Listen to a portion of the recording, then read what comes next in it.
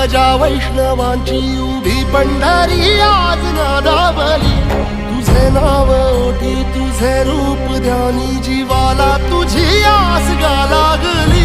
जरी बाप साऱ्या जगाचा परी तू आम्हाले कराची विठू माऊली।